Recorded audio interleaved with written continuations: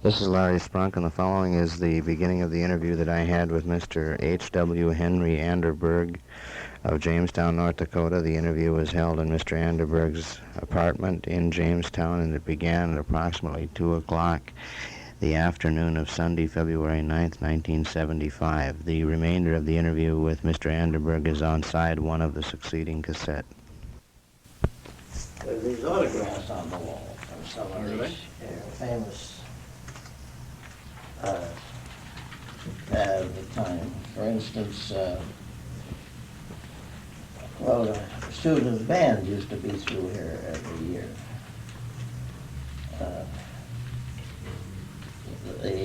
When the movies first came in, the movie stars, we'd seen them here at the theater. Farnham Brothers, Dustin and William Farnham.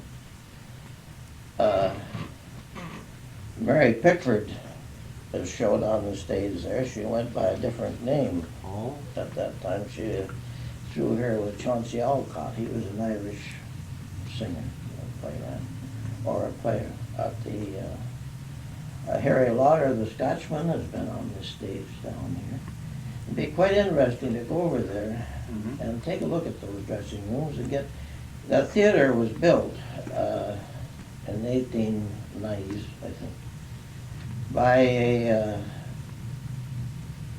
Lloyd of London's. Used to be that the English, if they had a prominent man that got in bad, they'd give him some money and send him over here. And so this Lloyd came over here and formed a bank, and he built that theater. This is Ty Wentz guy. Is that What? his name? Ty Wentz? Ty Wentz, yes. He was janitor for the theater. He's one of the timer here. I think you'll find him in the phone book at the, but that theater, you know how it is now, but it used to have boxes on both sides up in front. Plush, silk and such. It was a beautiful theater. That's what I understand. Now that it is being torn down. I understand they're gonna tear it down this summer, so I thought Yes. I'd wait until, shortly before, so the interest would be higher. Well, this is, but you can, he told me of the fellows who had wrote their names down there, Really? people on the, I was in there as a kid, but I've never, yes, I have been down in the dressing rooms, but I just don't remember. But at the time when they were, I've seen 3 horses raced on that stage, and it's pretty real, as in old Kentucky. The horse race was they were on a treadmill back there. But at that time, we had musical comedies come through here with special training. And there wasn't room for all the girls on the stage. At the Jamestown was a show town, and parties would come here from Bismarck, Fargo, and the surrounding towns, because Jamestown had the theater, and it was a stopover point. They had jumped from Minneapolis to Jamestown, to Spokane. Then Butte got an idea, and it stopped from Jamestown to Butte. And I was just thinking here at I slipped and fell a little over 3 weeks ago and broke 4 ribs, so I've been sort of tied up. But I don't like Jamestown the way I see it now. Jamestown was quite a town when I came here in 1903 as a kid.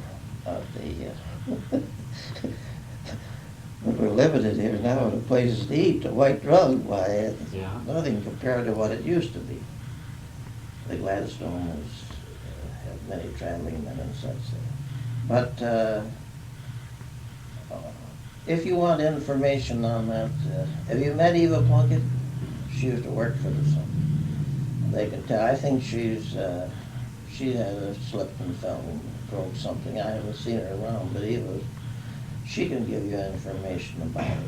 There used to be a fellow here that was treasurer of that. He used to have the programs and such over there. But as a kid, I seen Shakespeare over there.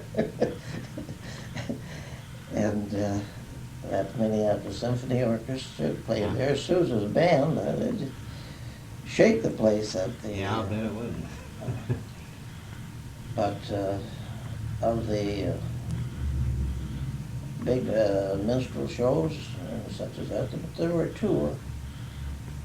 It was all high-class stuff because they were coming through to the west, going through to the west coast. That time, the Northern Pacific here, that was the finest train between the west coasts.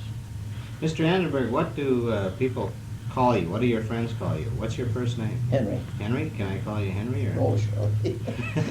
Oh, sir. Everybody knows me at the,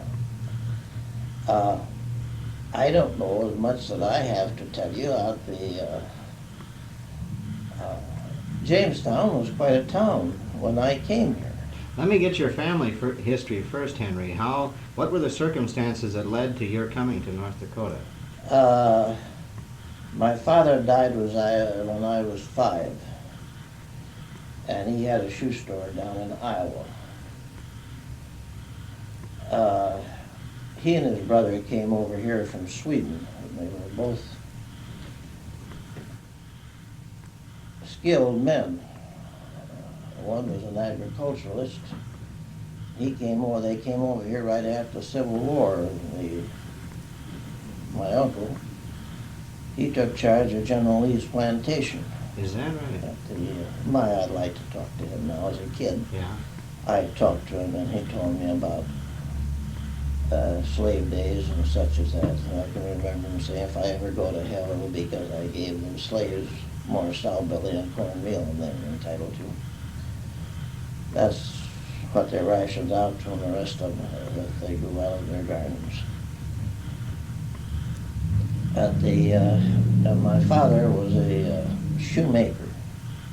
Now that's his profession was making shoes. And he had a shoe store, and he died when I was 5. And my mother traded the store for a piece of land here. Is that And right? we moved out here. And we had a piece, she traded for Pito South. We traded that for the farm out there, which now the country club is part of it. Here is one thing that might interest you. Almost 50 years ago, I brought the first river pollution suit that was brought in the Northwest Is that right? and won it. The thing then was that cities had the right to dump their sewage into flowing streams. A few years ago, one of my friends down at Wildlife Research was talking about how we farmers would ruin the country. And I said, by the hell, I said, if it wasn't for me, you wouldn't be down there, because it wouldn't be fit for you to be down there. And so I went up to the courthouse and got those legal papers and came up here and sat down and wrote the story of that. It's Sunday like this. Well, it wasn't a Sunday because I had to go out and get a tablet. But I wrote this whole damn thing. Once I got started, everything came to my mind. But here, this was back in 1927. It is now upon motion of Carr and Rickers, attorneys for the plaintiffs, in accordance with said findings of fact, conclusions of law and order for judgment. Adjudged and determined that the above defendant city, the city of Jamestown, be and the same is hereby perpetually and permanently enjoined and restrained from emptying its sewage into the James River, and perpetually and permanently enjoined from continuing the nuisance now existing by reason of the fact that said defendant city is emptying its sewage into James River, and the said defendant city, its mayor and city council and other officers and employees natives being the same are hereby perpetually and permanently enjoined from emptying the sewage of said city into James River and continuing the nuisance. Now that there is a long time ago. Yeah.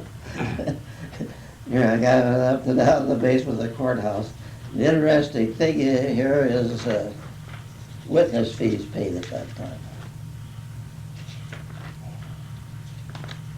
I was in there somewhere. Professional mental law, I got $2 for witness fees. Oh. But here is, there is the story of cleaning up that river, which, but I was way ahead of my time, wasn't I? Yeah, you sure were.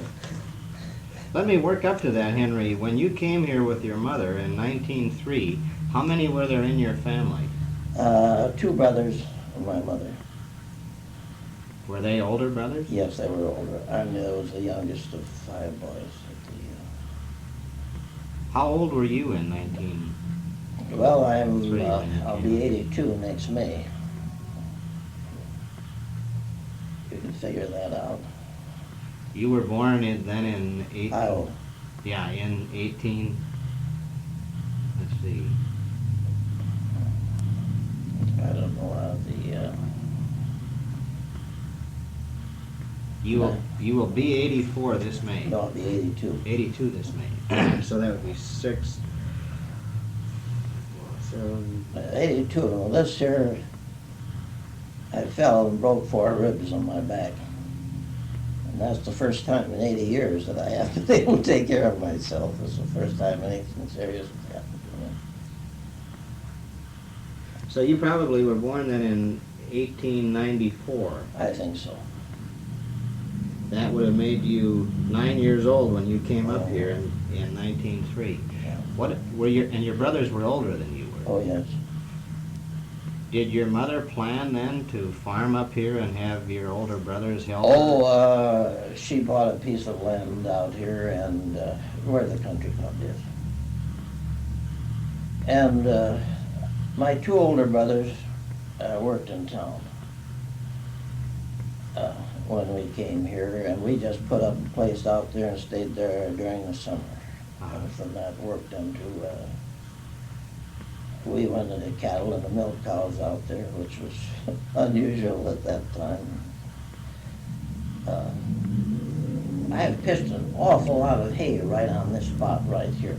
Is that right? Right across the street used to be the hay market. Now in town here, and then there wasn't a block of residences in town, but what had a barn. They either had a milk cow or driving horse and such. So this here, where Bostwick's is across here, was the hay market. And we would haul in hay. And others would haul in, and they'd probably, if you wanted to buy a load of hay, well, you'd go over there and there'd be 6, 8 loads of hay there, and you'd make a deal with one of them and stuff. And on this spot here was a livery barn. There was also a livery barn kitty corner from the Chevy garage. If we didn't have the hay sold by 3, 4 o'clock in the afternoon, well, then we could always take it over to one of the livery barns and take less money for it. Uh-huh. So I've pitched an awful lot of hay on this spot right here at the... Henry, what did you think when you came up here in 1903? Did you feel like you were leaving civilization? Oh, my God. Oh. Jamestown was a better town, of course, than the town that we came from. It was Lime Springs, Iowa, a small town. Oh. Here was a town with the theater, a train service such as we had here. This was several passenger trains a day went through here, and this was something to go over there to the depot. The first depot's up on top of the hill. That was in the first block here. But you'd see this was one of the stops. They usually stop here for 20 minutes, and you'd see prominent people come out of the train and take a walk. As politicians, theatrical people, and such as that. And there were good stores, and no, that at that time it certainly wasn't. Out in Homer Township, that's where the Country Club State Hospital are. There was, I suppose, probably a third of the land was broke up. But there were no roads, as there were just the trails. Now, usually they came straight from Ypsilanti And I could take you out there and show you the ruts of the old stagecoach that Yeah. used to come up from the south. They're still there. But there's a fellow out there, Russell Wright, he's passed. I think we laid out most of the roads in Homer Township, and my brother and I did the first road work that was done in Homer Township. Oh, They passed a law where we had to pay personal property taxes, and a farmer could work it out on the road. mhm. So the township bought 3 slips. These are 2-handle with 2 horses on them. And I know that my brother and I got the first of those 3 slips, and we went to on the line as we saw the line, and a low place, and we plowed furrows on both sides and moved that sod into the center of the road. We left it so damn rough that they went around it, but it it laid out the road. Yeah. And from then on, in Homer Township, we started building out roads that way, filling in these low places. That took when we started breaking up this land, and people had to go around the section lines. Boy, they raised hell.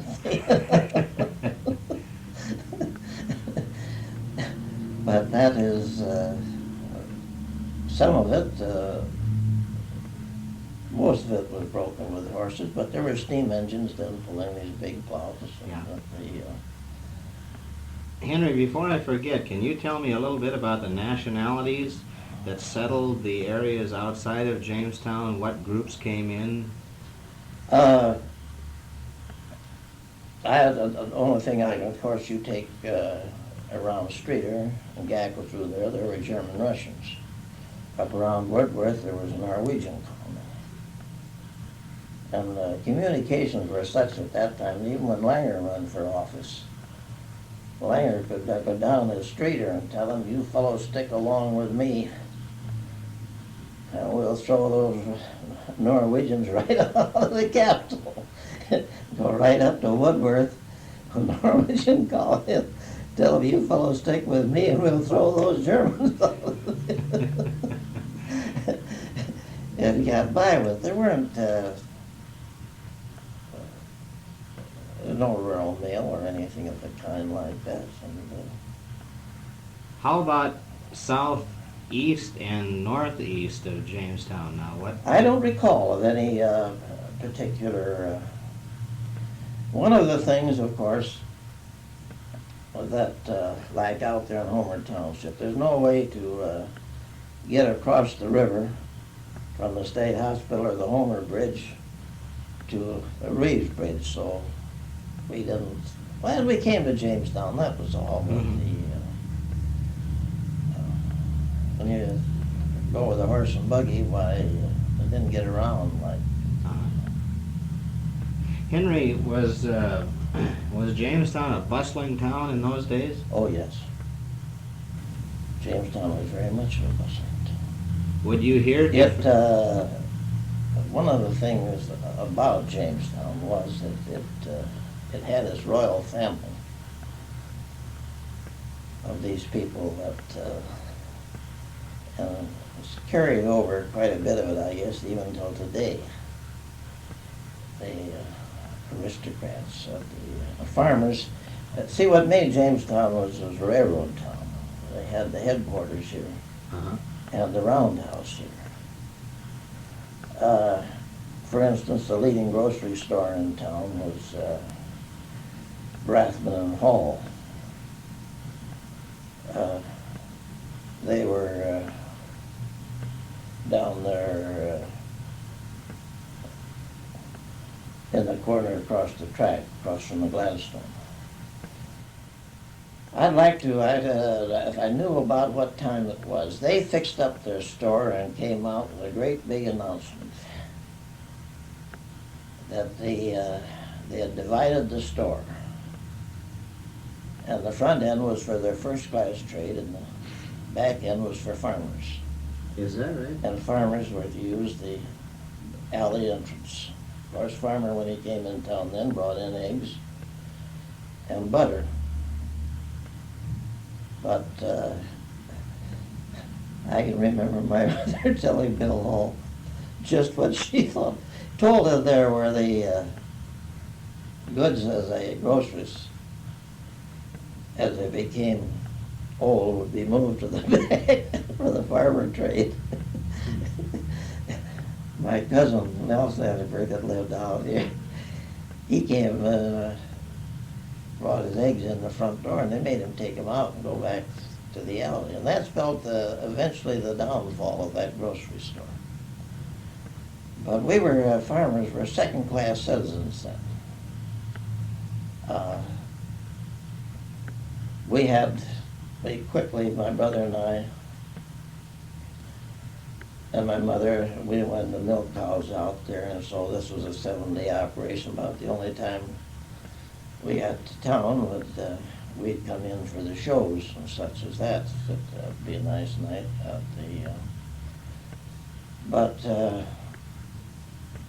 when we came in, why we'd usually be on the spur of a moment. It'd be a nice that we'd get our work done.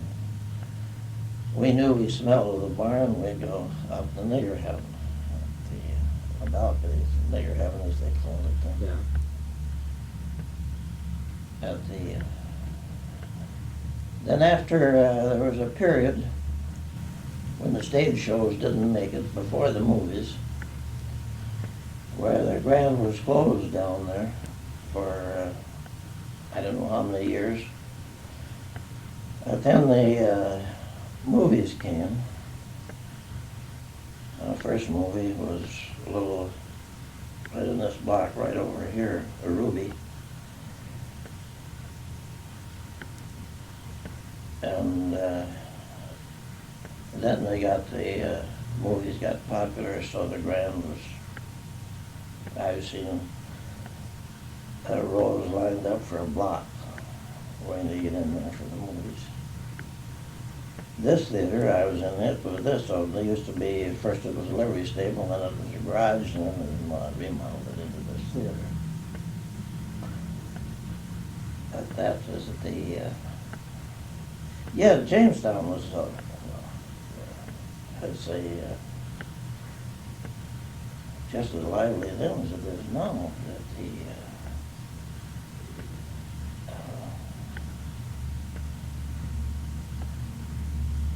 there was,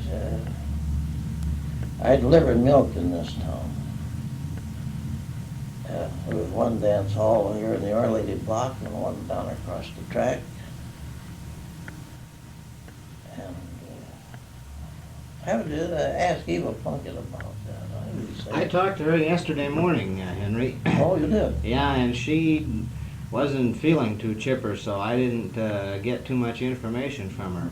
When you would come into town, could you see a lot of diversity as far as dress was concerned, and would you hear different languages spoken? I mean, were there German? No, I wouldn't say. As far as different languages spoken, I don't recall that.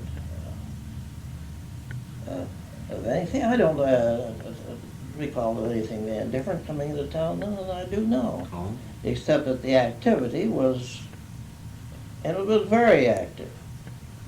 You think they along here would be the hitching post. The first post office was down on the corner where Otmer and Nessingham's there. And that was the big part of town. As you come up the street where the main market, my son had that main market, it's closed now. That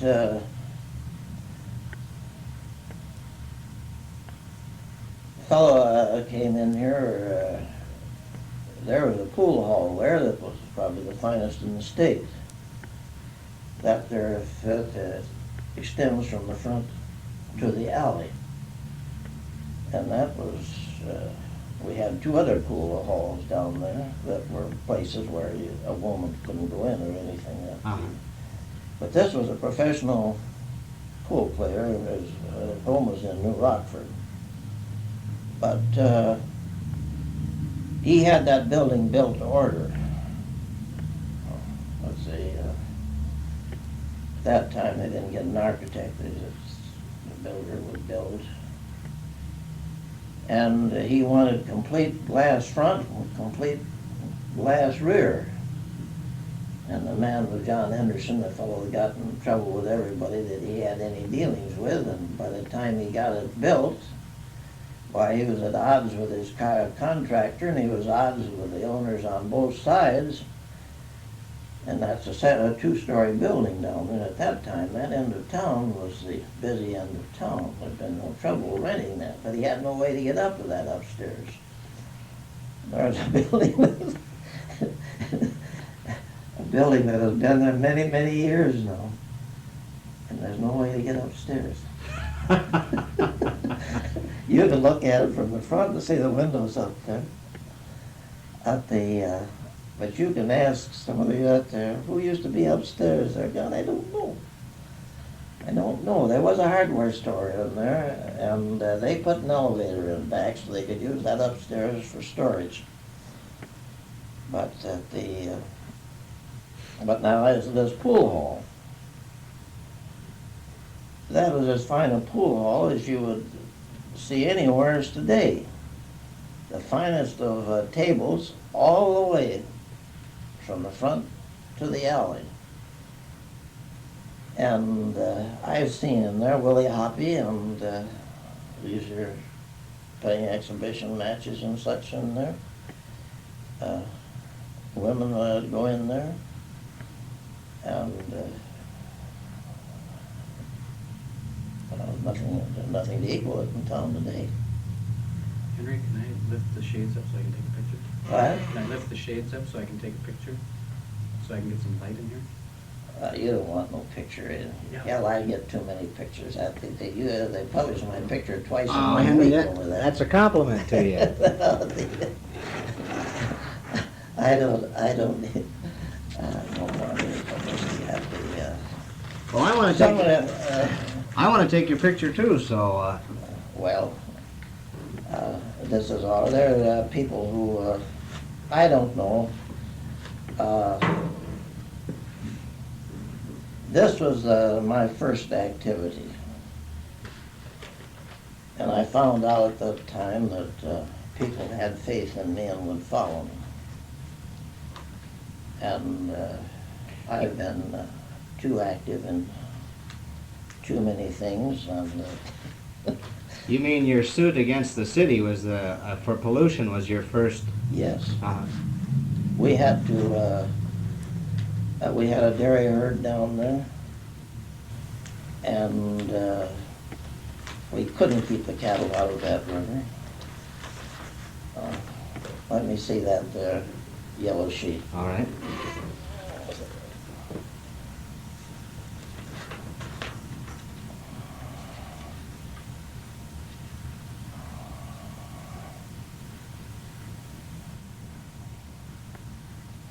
Jamestown started to modernize. They started a sewage system. The first line went down the main street of Jamestown and emptied direct into the river at the Mill Bridge. The system expanded rapidly. Then most of the sewage emptied into the river at the State Hospital Bridge. The State Hospital also put in sewage lines flowing direct to the river, and it added a terrific amount. The river soon became an open sewer with a series of cesspools, the worst one being just above the Homer Bridge. This situation was aggravated by the building of a large creamery at Jamestown. This creamery attracted tremendous volume, and they disposed of all their buttermilk in the sewer. The resulting mixture seemed to cause the sewage to ferment, and at the Homer Bridge, the river seemed to be in torment. It swirled and bubbled and seemed almost to boil. The stench was terrible.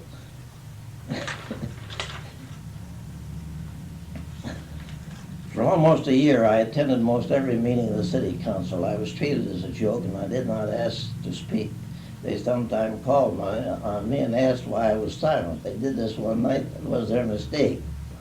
On that occasion, there was a delegation of prominent Jamestown women who asked that something be done about the fly situation, which was bad. You have no idea how bad flies could be. Like here with the livery barn here, and manure piles out and back. Yeah. And they received a brush off. And then the mayor asked if they were to hear from me, and I responded. I complimented the ladies, but told them there was a more serious situation. I told them about the river. I told them how our dairy farms supplied the milk for their tables. I told them that I had come to town on horseback, and as I came to town, I noticed a new hospital, and especially the corner room, which was brightly lighted. This is the hospital down here. I noticed the new, especially the corner room, and I had been told that was the operating room, and the doctors operated at night. I pictured for them the pus and bacteria from the operating table going directly to the sewer and into the river. I told them that I understood that bacteria thrived under those conditions. I told them that in the morning I would again be on horseback to bring in the cows. They would probably be across the river, and I would have to drive them through that river of filth with their udders in the water.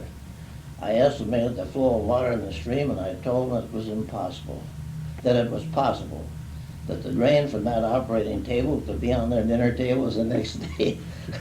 I explained our situation. We cleaned the cows as well as we could, but we knew that the milk was, and we no longer drank it. However, our living depended on it, so we brought it into town.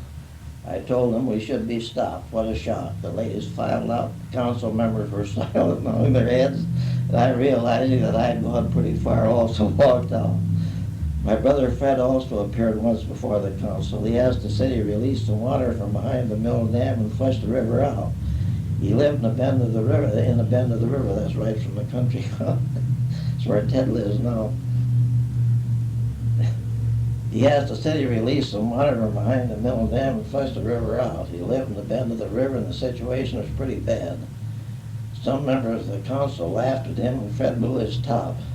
He cursed them and told them that they would release some water, or some night they would hear a boom and their goddamn dam would be blown to hell. They did release the water.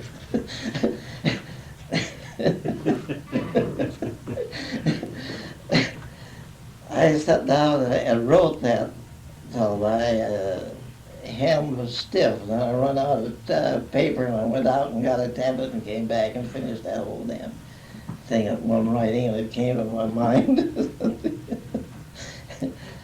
I'll tell you about that was this here court ruling has been used all over the United States. Oh. That was a precedent then, huh? Yes. This was one of the most drastic rulings that was ever given in a river pollution suit. And you think that was 48 years ago, well, you can see. Yeah. Henry, you mentioned this one story now where farmers were blatantly made to feel like second-class citizens. Were there any other examples of that where farmers were looked down on? I wouldn't say so, except Russell Wright, who was a very prominent man out here, belonged to the Masons. And he said, yes, he said, I'm a brother Mason. But he said, I'm a farmer, and he said, they let me know it. But he was allowed to join the Masons even though he was a farmer. Huh? Oh, yes, of course they couldn't. Well, hell, he was one of the most prominent men. Uh-huh. Who were the royal families? You mentioned that Jamestown had its share of aristocrats. I'm just wondering now who were to get some of these names. Even Plunkett could tell you this better. Were they railroad people? No. No, they were doctors, professional people, merchants, and such as that. This town was pretty much a closed town for a while. For instance, when Woolworth and J.C. Penney came in here, they wouldn't give them a location. They paid rent on empty buildings here to keep them out of town. Oh, is that right? When would that have been, Henry? In the 30s or later than that? 40s? No, it was before the 30s. Oh, is that right? I don't know, just when, you mean when pennies came Yeah. in? I don't know when that was. I don't keep track of dates. Uh-huh. I remember incidents, But as far as dates are concerned, why How about politics city politics in Jamestown? Was it kind of a machine then? It that was sounds. pretty much a machine. At the all railroad men grew to dominate pretty well because there were so many of them. That's but I never took any part in Jamestown politics at all. Uh-huh. I was original member of the Nonpartisan League and Is that right? Farmers Union and such as that. I've known all of the politicians in the state from the time of the Nonpartisan League. I got my political education. I have my regular education stopped in the 7th grade. My brothers all went to high school, but was on the farm out here. My mother needed me. There was no such a thing as relief at that time. Yeah. But we got active in politics because we had to. At that time of that depression, they could foreclose and take possession in 30 days. And they did. But here is, I've told this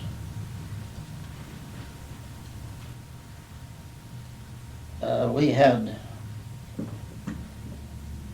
practically all of the land, all of the town had been foreclosed upon. All of these buildings, these homes, the farms and everything had been foreclosed upon. And it was senseless.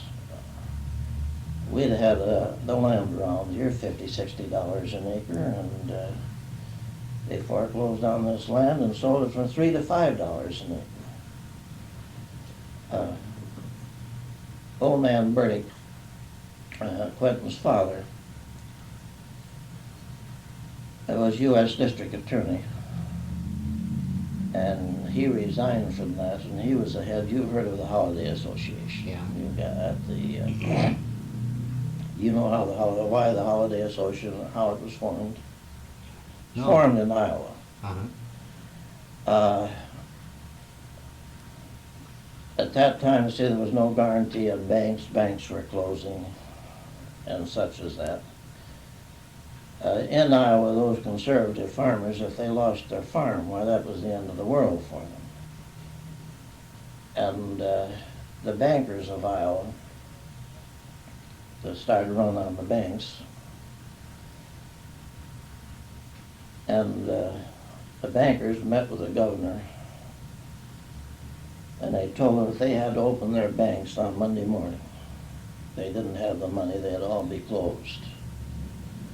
And they worked out an idea to save the banks.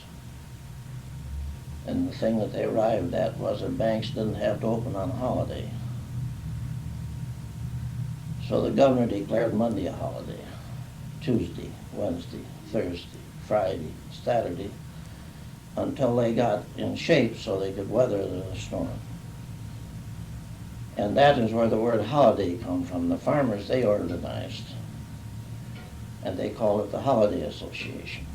And in Iowa, of course, they were there, they burnt railroad bridges and wrecked to keep the stuff from going to the market and such.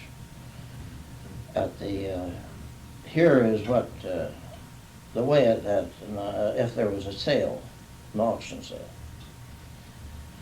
why the Holiday Association would be there, leaders in the community. And they'd go and tell these fellows, now don't bid on this. Don't bid on this stuff. Of course, there was always somebody that would say, well, by God, nobody can tell me what I can do and what I can't do. And so they'd put up something for sale, and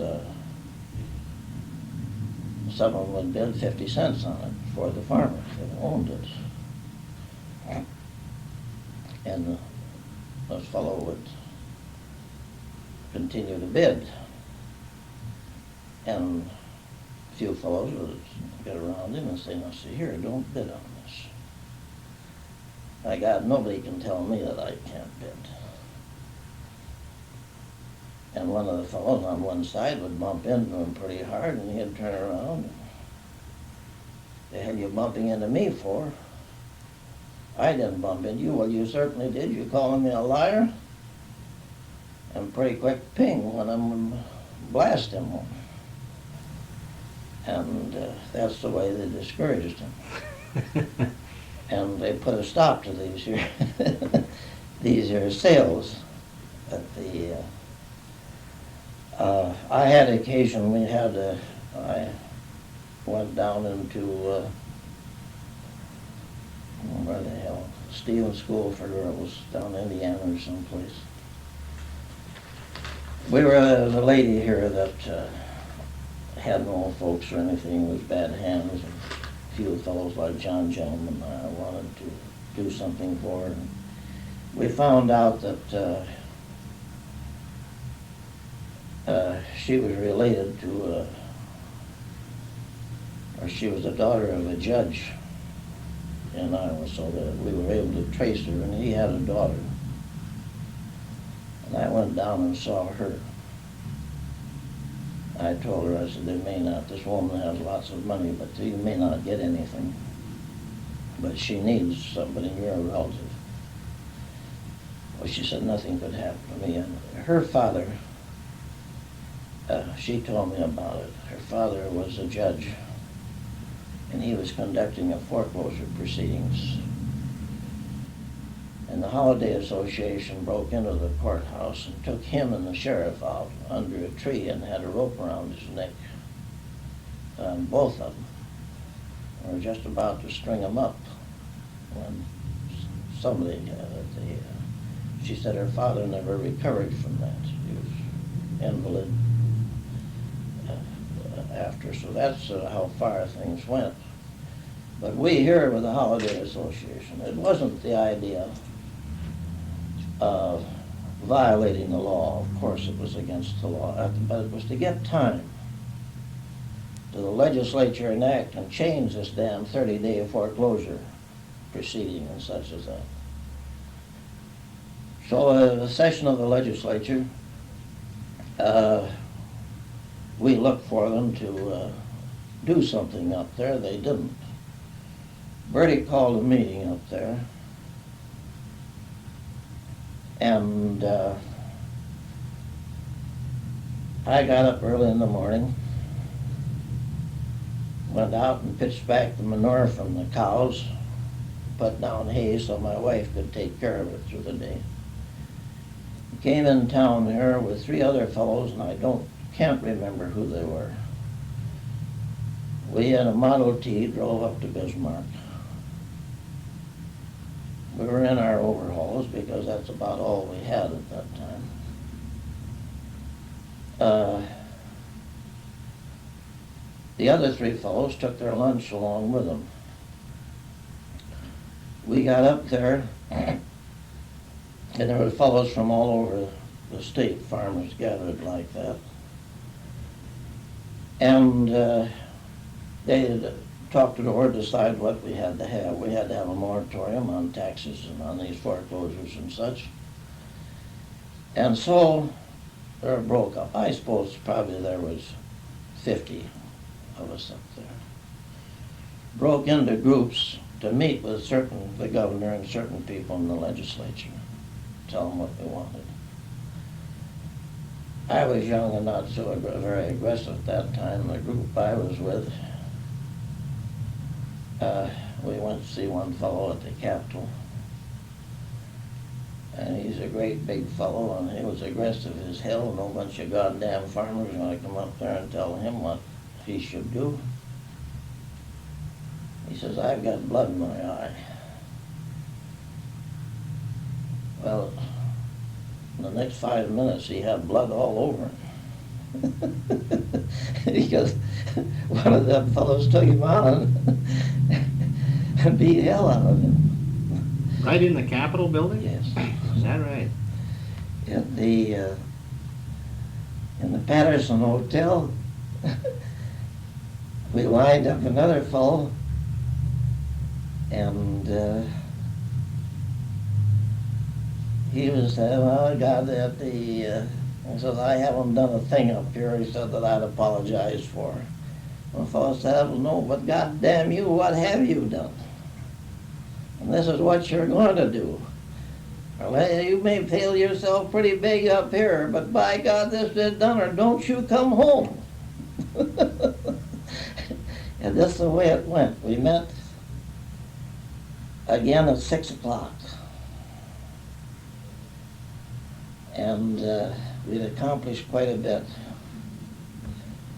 We went out again and came back at midnight.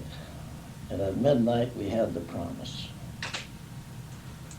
of what this legislature would do for us.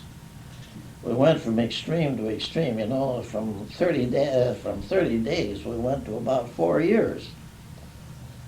Because they had 3 years to redeem. Mm-hmm. So that we had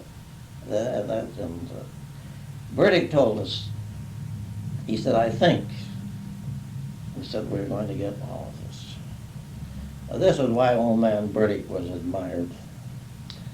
He said, you're going home. He said, I want you to get your people together. He said, I know that there are people that are cold and hungry. And he said, they've got stuff on the farm they could sell or slaughter, and they won't do it because it's mortgaged. I said, I want you to tell them this, that don't let their family go hungry or cold if they've got anything on that farm that they can sell or slaughter, regardless of mortgage. But he said, tell them this, that when they're called, not to deny that they have done it, but say that they did it on advice of attorney, and I am their attorney. Call me. Quentin was just starting practice law then. Quentin said, I have the largest practice in North Dakota, the smallest income. But when I came home and told people out there, there were 3 elderly women that came up to me afterwards with tears in their eyes, thanked me. They had done this here and they were scared to death. But after that there, we left there at midnight. Now, we could have went to a hotel for 50 cents and got a bed. Now, I wanted to do it because I had the 50 cents. But these fellows that was with never spent 1 nickel up there. They had their lunch with them. And we got in that car at midnight. And it was cold, and it was blowing, and there weren't much roads at that time. And we got in that car and fought our way back to Jamestown, pushing and such as that, and got in town just as it was daylight. And I got back out the farm to start the chores right where I went home. Now that's the way the times were at that time. The Holiday Association was Rosemary Landsberger, as I said, was a communist group over here, and I called her to a meeting. I said, you had to live through those times.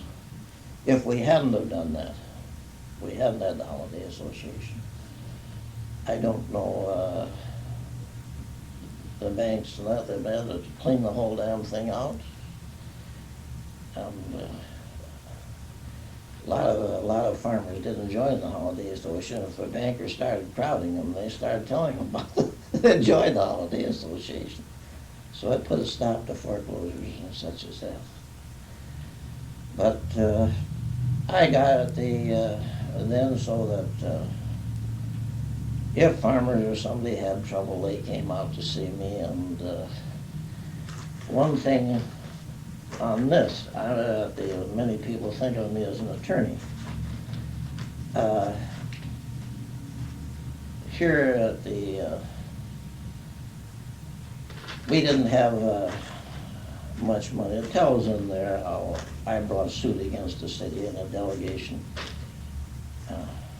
from Jamestown, prominent men. One of them was Marty Smith's father. He was prominent Brockman. And they came out and told me how small I was to sue the city of Jamestown. They had the taxing power of the city of Jamestown, and how miserable they could make it for me, and this and that, and I better use good sense and back out of it. And I went over to my township board, and they promised $100. And this Russell Wright, who was prominent, was quite an old-timer, went up and down the valley. He went with me and we went down, so I was able to come down there.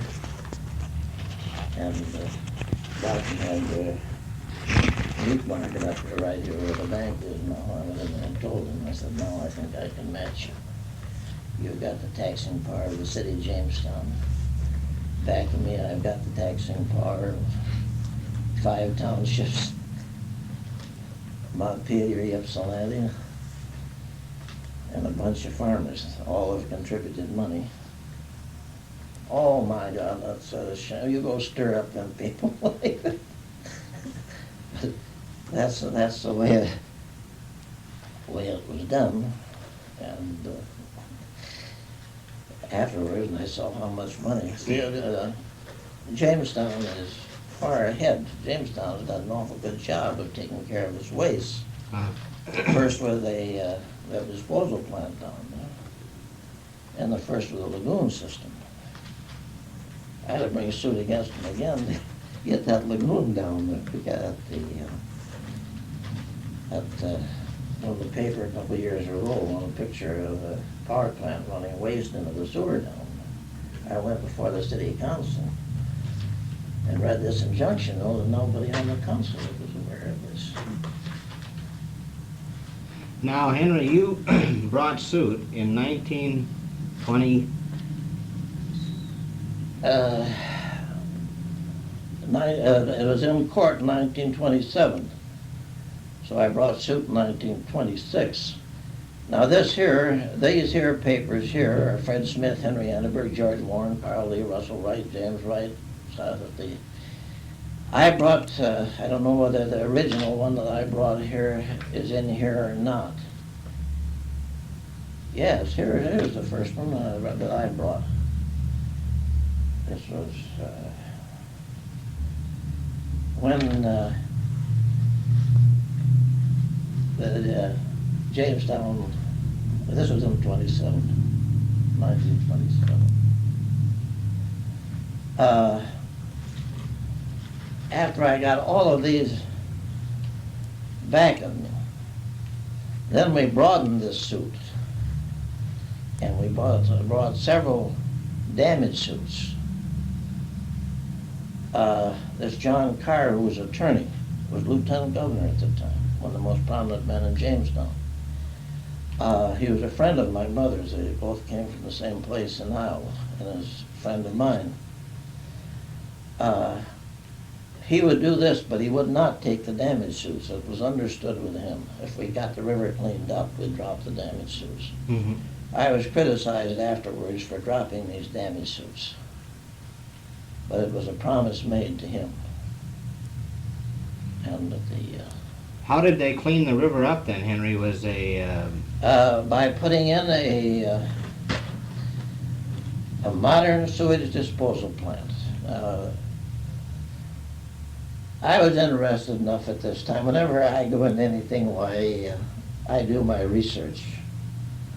I even went to Minneapolis to an engineers meeting where they were taught a modern sewage disposal plant at that time. The in-off tanks were like a silo where sewage went into, and it was a settling tank, and they pumped that sludge out into beds where it dried and could be used for fertilizer. Mm-hmm. And then it went into a sprinkling system where and this is out here now where the Farmers Union is building. There was a large filler beds there. I think 8 or 10 feet of crushed rock and sprinklers in there where they sprinkled the bacteria in that. So that the water that came from that was drinkable. Mm-hmm. The state hospital, they put in a disposal plant up there, but they wanted to buy less money, and they put in sand and gravel for filler beds. And that's sealed, so that doesn't work so good. But this plant out here worked wonderful until the city grew, until it got overloaded. Uh-huh.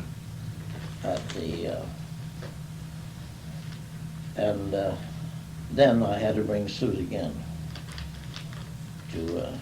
Then I'd heard of this lagoon system. This is the first large-scale lagoon that I think was ever built.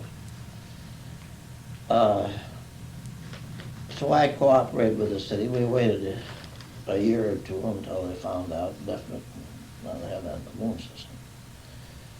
I was at a meeting in South Dakota, and Flannery, who died recently here, city alderman for many years, followed out of South Dakota, said, "My God," he said, "how did you in Jamestown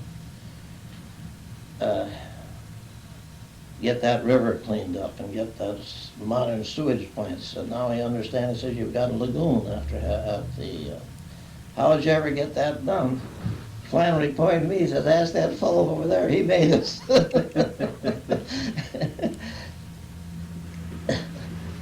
Henry, can you tell me now, you came in 1903 and you were 9 years old, and your brothers and mother set up this dairy farm south of Bismarck, or No, Jamestown. Yes, down the river. Uh-huh. So the country club is part of it. How did it happen that you became a Nonpartisan League member? Who organized this area, and how did the league get rolling in Stutsman County? We had reached such a state at that time that farmers were in such distress they knew they were, and Townley, he was a whiz. He's the finest platform man I ever heard. They had laid themselves wide open. It was built pretty much on the grain trade. The grain trade was robbing farmers in North Dakota.